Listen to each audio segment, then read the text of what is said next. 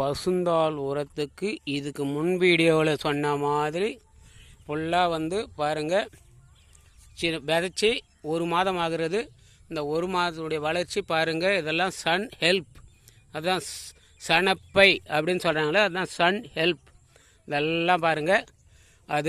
அது மட்டும் இல்லை, இதோ சின்ன சின்னதாக குட்டி உண்டாக இருக்கிறதெல்லாம் வந்து காராமணி, உளுந்து, தட்டைப்பயிறு, எள்ளு, கொள்ளு, இப்படி எல்லாமே இருக்குது. இந்த இதுவில் தான் வந்து பாருங்கள், இவ்வளவு தெளிவாக எவ்வளோ அழகாக இருக்குது பாருங்கள். இது காராமணி பாருங்கள், எள்ளு செடி, அது காராமணி பாருங்கள், உளுந்து பாருங்கள்,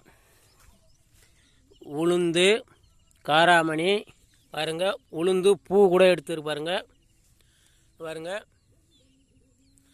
பூ கூட எவ்வளோ அழகாக எடுத்துருக்கு பாருங்கள்.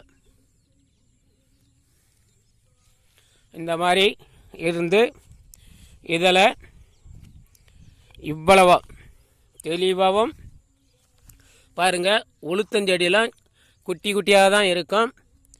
ஆனால் இந்த சன் ஹெல்ப் இது இந்த மாதிரி தான் இருக்கும்.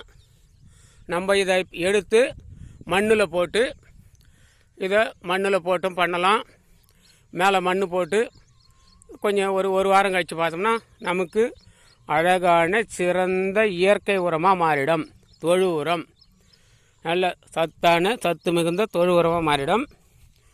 அந்த மாதிரி ஒரு நல்லா பண்ணலான்னு என்னுடைய ஐயா நம்மாழ்வார் சொன்னபடி, நம்மாழ்வாருடைய கட்டளைப்படி, அவருடைய வீடியோ சொல்கிறபடி பாருங்கள்.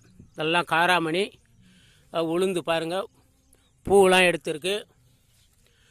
அந்த மாதிரி எல்லாம் இப்போது இந்த சனப்பை சன் ஹெல்ப்னால் நமக்கு வந்து உரம்தான் கிடைக்கும். ஆனால் பாருங்கள், இந்த உளுந்து இப்போ பிஞ்சு கூட விட்டு இருக்கு பாருங்கள். இது வந்து பச்சை பயிறு, அப்புறம் இந்த உளுந்து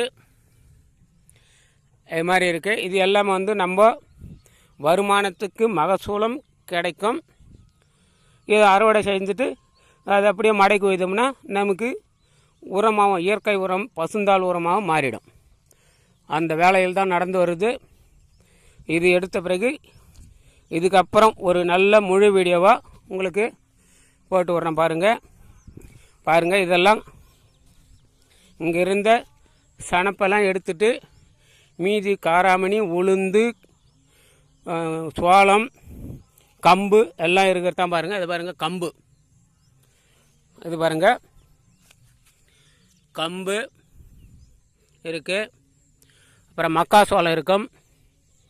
இப்படி எல்லாமே இருக்குது. இது எல்லாமே இந்த மாதிரி இன்னும் நல்லா தரமாகவும் நிறைவாகவும் கொண்டாடுவாங்க. அப்படி கொண்டாடும்போது வேறு ஒரு வீடியோவாக, நல்ல வீடியோவாக போடுறேன். இப்போதைக்கு இந்த வீடியோ இவ்வளோ தான் பாருங்கள். நன்றி, வணக்கம்.